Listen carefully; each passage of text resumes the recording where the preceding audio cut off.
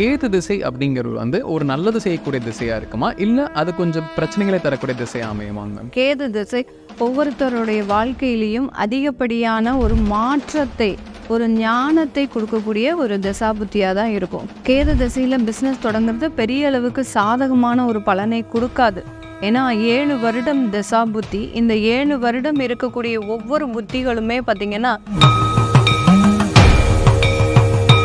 திருமணம் செய்யும்போது ஒருவருக்கு கேது திசை நடக்குது அப்படின்ற பட்சத்தில் பார்த்திங்கன்னா, இவர்களினுடைய இல்லற வாழ்க்கை அப்படின்றது மிகப்பெரிய அளவுக்கு பாதிக்கப்படும். கேது திசை காலகட்டத்தில் முதலீடுன்றதை நம்ம மேக்ஸிமம் 60% மறந்துடணும்.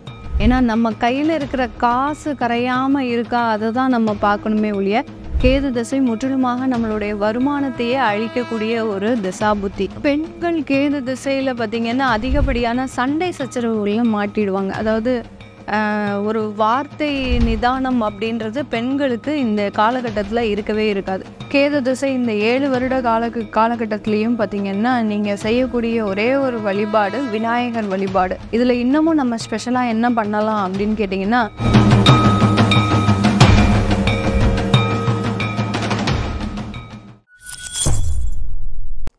பக்தி பிளஸ் நேரில் நம்ம இருக்கும் வணக்கம். இன்று நம்மோடு இணைந்தவர் ஆஸ்ட்ரோ பூர்ணா மேம் அவர்கள். வணக்கம் மேம். வணக்கம் சார். இப்போ நம்ம ஒவ்வொரு திசை சார்ந்து அந்த திசை நடக்கும் பொழுது என்னென்ன காலகட்டத்தில் எப்படி எப்படி பலன் கிடைக்கும் அப்படிங்கிறத பார்க்குறோம் மேம். இது பொதுவாகவே திசை சார்ந்ததாகவே இருக்கும். அந்த வகையில் நம்ம கேது திசையிலேருந்து ஸ்டார்ட் பண்ணலாம் மேம். கேது திசை அப்படிங்கிறது வந்து ஒரு நல்லது செய்யக்கூடிய திசையாக இருக்குமா, இல்லை அது கொஞ்சம் பிரச்சனைகளை தரக்கூடிய திசையாக அமையுமாங்க மேம்? கேது திசை அப்படின்னு எடுத்துக்கிட்டானே, கேது அப்படின்றது ஞானக்காரகன். ஒருவருக்கு வாழ்க்கையில் ஏற்படக்கூடிய துன்பங்கள் எதனால் வருது அப்படின்றத முழுவதுமாக நமக்கு ஒரு எக்ஸாம் ஹாலில் நம்ம பரீட்சை எழுதும்போது எப்படி கொஸ்டின் பேப்பர் எப்படி இருக்குமோ அதை பார்த்து நம்ம எப்படி பயப்படுவோமோ, அதே மாதிரி தான் இந்த கேது திசை ஒவ்வொருத்தருடைய வாழ்க்கையிலையும் அதிகப்படியான ஒரு மாற்றத்தை, ஒரு ஞானத்தை கொடுக்கக்கூடிய ஒரு தசாபுத்தியாக தான் இருக்கும். கேதுன்றது அந்த ஞானக்காரகன் அப்படின்னு சொல்லும்போது, வாழ்க்கையில் எவ்வளவுக்கு எவ்வளவு நம்ம ஒரு சிக்கனத்தை கடைபிடிக்கணும், யார் யார்கிட்ட எப்படி இப்படிலாம் இருந்துக்கணும் அப்படின்ற ஒரு வாழ்க்கை பாடத்தை கற்றுத்தரக்கூடிய ஒரு அமைப்பாக தான் இருக்கும்.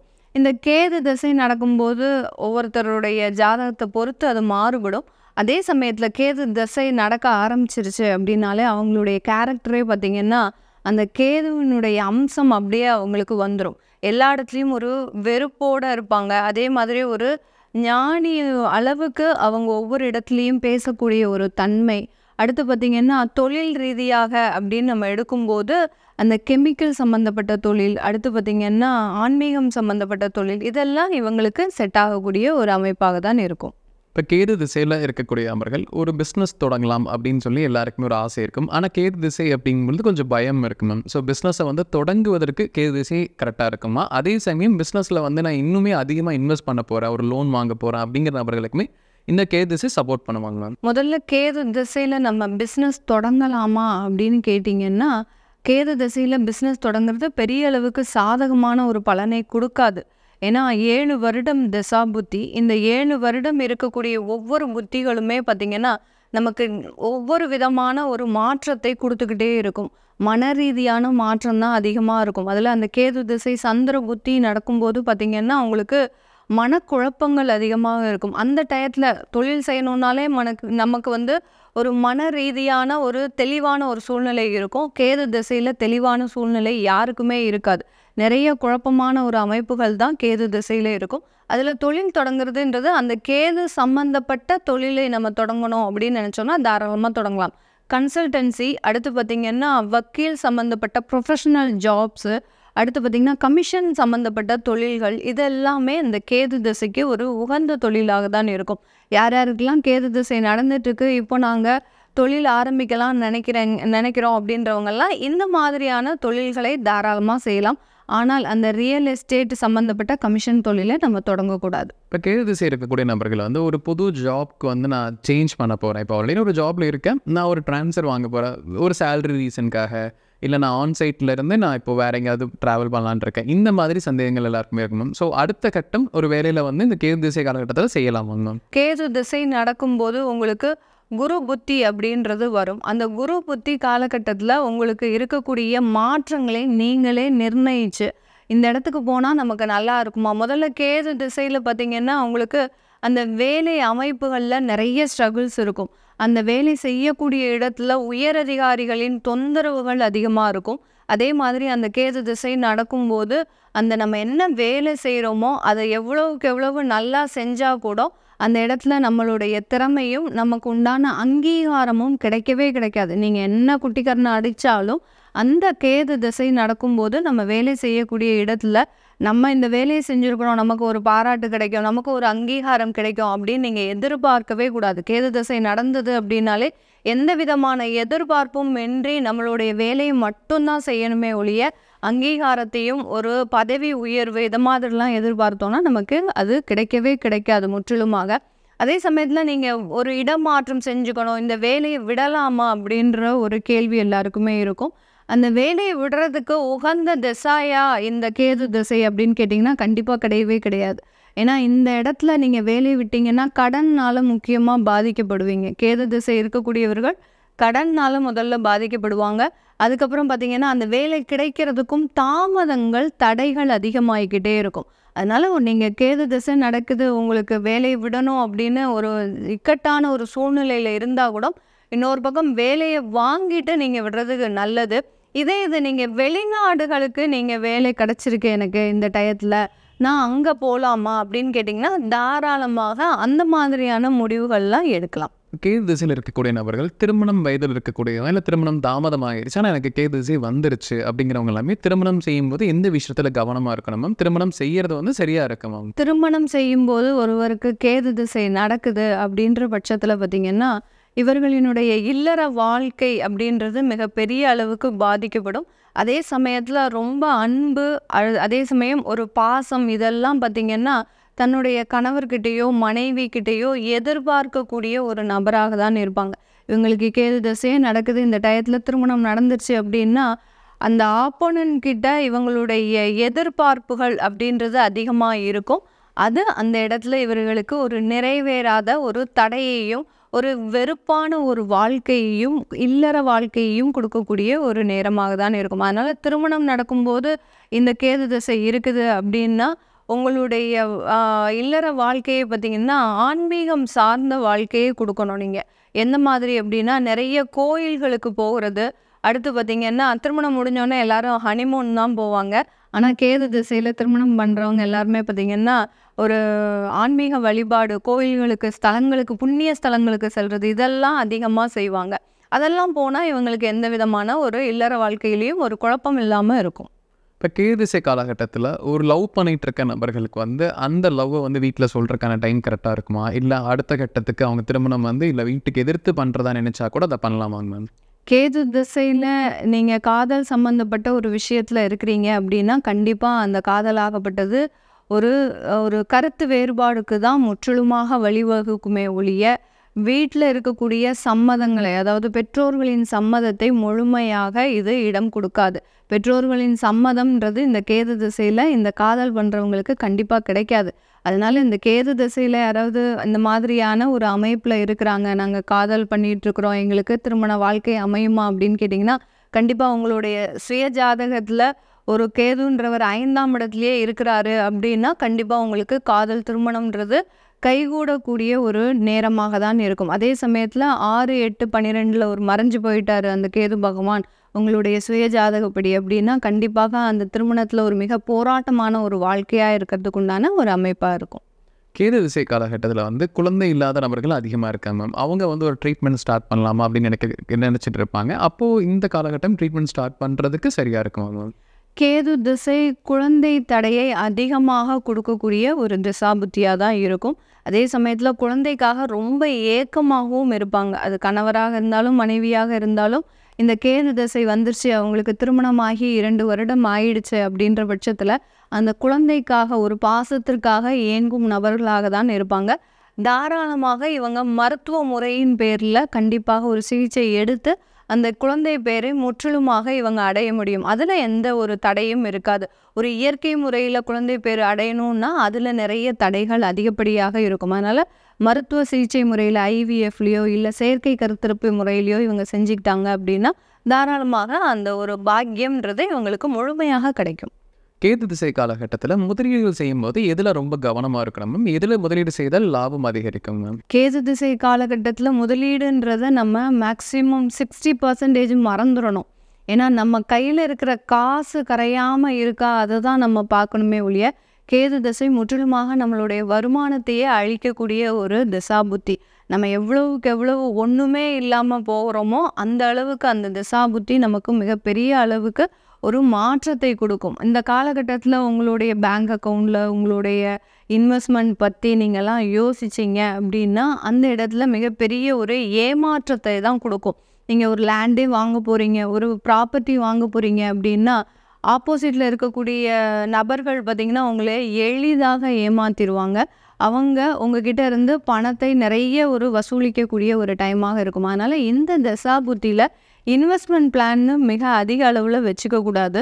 உங்களுக்கு கேது திசை சனி புத்தி நடக்கக்கூடிய காலகட்டத்தில் பார்த்திங்கன்னா இந்த மாதிரியான ஒரு தவறுதலான முடிவுகள்லாம் எடுத்து இந்த தசாபுத்தியின் இறுதியில் மிகப்பெரிய அளவுக்கு ஒரு ஏமாற்றத்தை சந்திக்கக்கூடிய ஒரு நேரமாக இருக்கும். கேது திசை காலகட்டத்தில் எஜுகேஷன் அப்படிங்கிறது எப்படி இருக்கும்? நம்ம ஒருத்தங்க வந்து ஸ்கூல் காலேஜ் எனி டைமில் இருக்கலாம், இல்லை ஃபாரினுக்கு நான் படிக்க போகிறேன், ஒரு பெரிய படிப்புக்காக நான் போகிறேன் அப்படிங்கும்போது இந்த காலகட்டத்தில் அது எப்படி கவனமாக இருக்கிறதுங்க மேம்? கேது திசையில் இருக்கக்கூடியவர்கள் நீங்கள் உங்களுடைய பிறந்த ஊர்லேயே இருக்கிறீங்க அப்படின்னா அந்த இடத்துல உங்களுக்கு படிப்பு வாய்ப்புகள்ன்றது பெரிய அளவுக்கு கைகூடி வராது.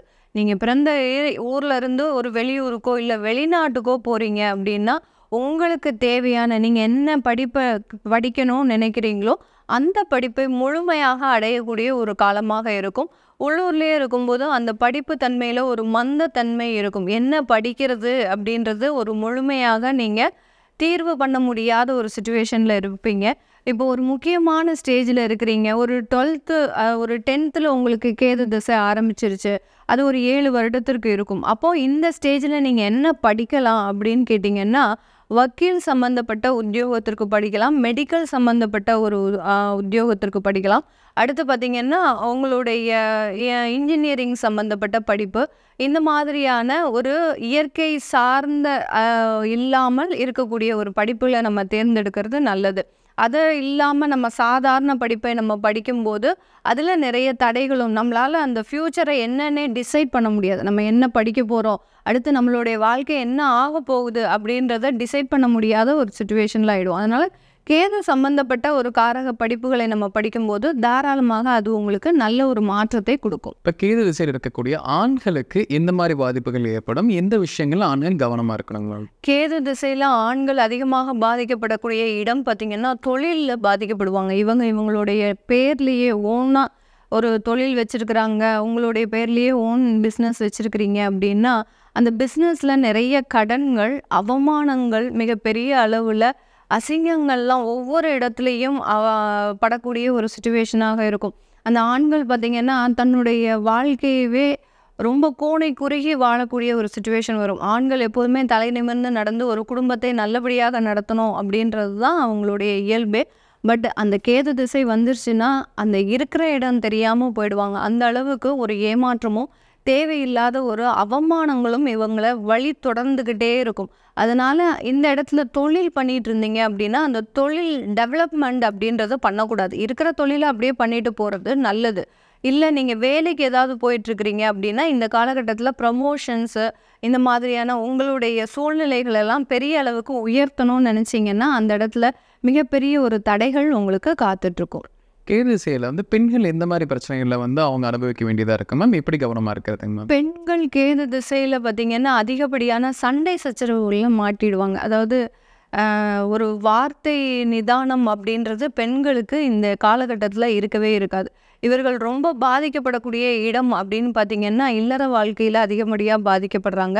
இந்த காலகட்டம் தான் பெண்களுக்கு அதிகப்படியான விவாகரத்து வழக்குகள் அப்படின்றது கண்டிப்பாக இந்த காலகட்டத்தில் வரும். அதே சமயம் இந்த கேது திசையில் இந்த பெண்கள் பார்த்திங்கன்னா ஒரு பாசத்திற்காக இயங்கக்கூடிய ஒரு நபர்களாக தான் இருப்பாங்க. கேது திசை ஆரம்பிச்சிருச்சுன்னா இவங்களுக்கு எல்லாருமே சாதாரணமாக இருந்தால் கூட இவங்களுக்கு எதிரியாக தான் அவங்களுக்கு தெரிவாங்களே ஒழிய மற்றபடி ஒரு சாதாரண ஒரு நபர்களாக தெரிய மாட்டாங்க. அதனால் இந்த பாசத்தினால ஏமாற்றப்படுபவர்களும் காதலினால் ஏமாற்றப்படுபவர்களும் பெண்களாக தான் இந்த கேது திசையில் இருப்பாங்க. கேது திசை காலகட்டத்தில் ஒரு வயதானவர்களுக்கு வந்து எந்த மாதிரி பிரச்சனைகள் வரலாம் மேம்? ஏன்னா வயதானவர்களுக்கு உடல்நல கோளாறுகள் ஏற்படுறதுக்கும் கேதுனால ஏதாவது பிரச்சனை வரக்கு வாய்ப்புகள் அதிகமாக இருக்காங்க மேம். கேது திசையில் வயதானவர்களுக்கு பார்த்தீங்கன்னா அவங்களுக்கு முதல்ல வரக்கூடிய பிரச்சனையே குழந்தைகள்னால, தான் பெற்றெடுத்த குழந்தைகள்னால அதிகப்படியான அவமானங்களை சந்திப்பாங்க, அதிகப்படியான துன்பங்களை சந்திப்பாங்க. அவங்களுடைய வாழ்க்கை இப்படி ஆகிப்போச்சே, அவங்களுக்கு நல்லா திருமணம் பண்ணி வைக்கணும் நம்ம நினச்சோம், ஆனால் பார்த்திங்கன்னா அவங்களுடைய லைஃப் இந்த மாதிரியான ஒரு ஏமாற்றத்தை கொடுத்துருச்சு அப்படின்னு தன்னுடைய குழந்தைகளை பற்றியே வருந்தி ஒரு வயது முதிர்வில் ஒரு தேவையில்லாத வியாதிகளை இழுத்து விடக்கூடிய அளவிற்கு அந்த வயதானவர்களுக்கு சில பிரச்சனைகளை கொடுக்கும். அதே சமயம் இந்த ஒரு 60 வயசுக்கு மேலே இவங்களுக்கு இந்த கேது திசை வருது அப்படின்ற பட்சத்தில் கண்டிப்பாக ஏதாவது ஒரு அறுவை சிகிச்சை அப்படின்றது இருக்கும். அதை நம்ம பண்ணிக்கிட்டோம் அப்படின்னா பெரிய அளவுக்கு வேறு எந்த பாதிப்புகளும், ஒரு மரண பயம் அந்த மாதிரியாகலாம் இருக்காது. அந்த அறுவை சிகிச்சை செய்யாத இடத்துல இந்த மாதிரியான ஒரு பயங்கள், தேவையில்லாத ஒரு பதட்டங்கள், சும்மா சாதாரணமாக நின்றுட்டு தான் இருப்பாங்க. அவங்களுடைய உடம்பு எல்லாமே நல்லா ஸ்ட்ரென்த்தாக இருக்கிற மாதிரி தான் இருக்கும். திடீர்னு இருந்தாப்புல மயக்கம் போட்டு விழுந்துருவாங்க, கோமா ஸ்டேஜுக்கு கூட போயிடுவாங்க. அந்த மாதிரியாக இந்த வயதானவர்களுக்கு மனக்குழப்பங்களை அதிகப்படியாக கொடுக்கக்கூடிய ஒரு நேரமாக இருக்கும். இதுக்கு இவங்க என்ன பண்ணணும்னா, வீட்டில் அந்த தெய்வத்தினுடைய ஸ்லோகத்தை 24 மணி நேரமும் சேன் பண்ணிக்கிட்டே இருந்தாங்க அப்படின்னா ஒரு நல்ல மாற்றத்தை கொடுக்கும். இப்போ கேது திசை காலகட்டத்தில் இந்த பிரச்சனையிலேருந்து தாக்கத்துலேருந்து குறைக்கணும் அப்படின்னு நினைக்கிறக்கூடிய நபர்களுக்கு என்ன மாதிரி பரிகாரம் நம்ம பண்ணலாங்க மேம்? கேது திசை இந்த 7 வருட காலகட்டத்திலையும் பார்த்திங்கன்னா நீங்கள் செய்யக்கூடிய ஒரே ஒரு வழிபாடு விநாயகர் வழிபாடு. விநாயகர் வழிபாடு எல்லாருமே டெய்லி எந்திரிச்சா நம்ம பண்ணிட்டு தான் இருக்கிறோம். இதில் இன்னமும் நம்ம ஸ்பெஷலாக என்ன பண்ணலாம் அப்படின்னு கேட்டிங்கன்னா, ஒவ்வொரு சங்கடகர சதுர்த்தி வழிபாடு பண்ணணும். அடுத்து ஆஞ்சநேயர் வழிபாடு. மாதத்தில் எப்போல்லாம் மூலம் நட்சத்திரம் வருதோ அந்த நட்சத்திரத்தில் நம்ம இதற்குண்டான வழிபாடு பண்ணலாம். ஆஞ்சநேயருக்கு வந்து பார்த்திங்கன்னா வெத்தலை மாலை சாத்தி வழிபாடு பண்ணலாம். விநாயகருக்கு நம்ம சங்கடகர சதுர்த்தி அருகம்புல் மாலை சாத்தி வழிபாடு பண்ணும்போது இந்த கேது திசையில் இருக்கக்கூடிய சில தடைகள், தாமதங்கள், வம்பு வழக்குகள் இது எல்லாமே நீங்கிறது அப்படின்னா பெர்மனண்டாகவே நீங்காது. அதில் இருக்கக்கூடிய தாக்கங்களை கொஞ்சம் நமக்கு கம்மி பண்ணும். இதற்குண்டான ஒரு பெரிய பரிகார ஸ்தலம் அப்படின்னு கேட்டிங்கன்னா, சென்னையில் இருக்கக்கூடிய அந்த குன்றத்தூர் பக்கத்தில் இருக்கக்கூடிய கிருகம்பாக்கம்னு சொல்லக்கூடிய கேது நவகிரக ஸ்தலத்திலேயே கேது ஸ்தலம், திருநீலகண்டேஸ்வரர் கோயில். இதில் அந்த இடத்துல நம்ம செவ்வாய்க்கிழமை அன்னைக்கு கேது பரிகாரம் பண்ணணும் அப்படின்னா கண்டிப்பாக இருக்கக்கூடிய ஒரு சில பிரச்சனைகள்லேருந்து நம்ம முழுமையாக வெளியில் வர முடியும். இப்போ கேது திசை காலகட்டத்தில் யார் யாருக்கு என்னென்ன பிரச்சனை இருக்கும், எதில் கவனமாக இருக்குங்கிறது விலாவரியாக பார்த்தோம். கண்டிப்பாக நம்ம நேரில் ஒரு பயனில் கருத்துக்கலாம் இருந்திருக்கும். மீண்டும் ஒரு பதில் சந்திக்கலாம். ரொம்ப நன்றி. நன்றி சார்.